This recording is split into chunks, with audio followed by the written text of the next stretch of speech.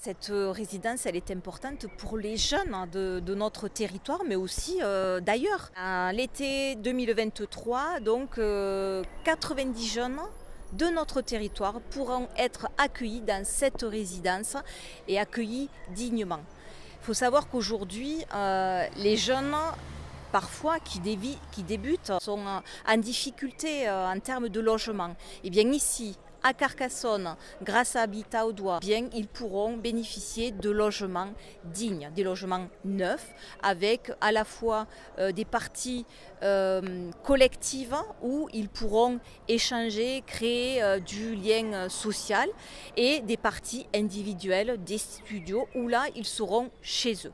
Cette résidence va pouvoir accueillir des apprentis. Donc c'était important aussi dans le montage de ce projet de penser qu'il allait y avoir des jeunes qui n'allaient rester que quelques jours. C'est le reflet de ce que devient, de ce qui est devenu Habitat au Doigt en termes d'adaptation aux besoins des habitants de notre territoire. Et là, en l'occurrence, le besoin de la jeunesse. Merci encore une fois. Alors, je vais les citer, l'État, la Caisse d'allocation familiale, le Conseil départemental de l'Aude, Carcassonne Agglo, Action Logement, la région Occitanie et la Caisse des dépôts et des consignations, d'avoir été présents financièrement pour que ce beau projet puisse être réalisé. Carcassonne Agglo porte pour le territoire des 83 communes de Carcassonne Agglo donc le programme local de l'habitat, et quand dans le programme local de l'habitat, l'ensemble des publics sont touchés par nos dispositifs. Alors on parle de logement social,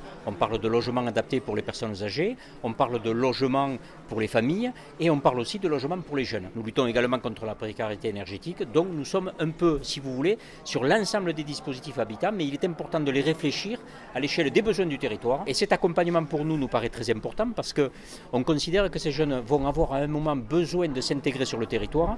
Et pour s'intégrer sur le territoire, il faut trouver un équilibre. Cet équilibre, je pense que ces équipes l'apporteront.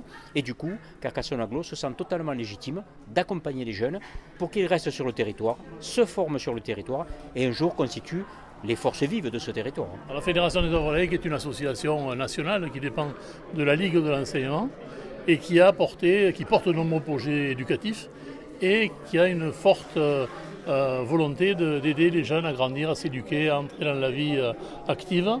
Les jeunes sont malmenés depuis un certain temps et il faut deux choses, un emploi ou un apprentissage ou une alternance et un logement. Et ce qui fait défaut parfois, c'est le logement. Et alors on a des logements précaires, des zones complètement sinistrées en termes d'habitation.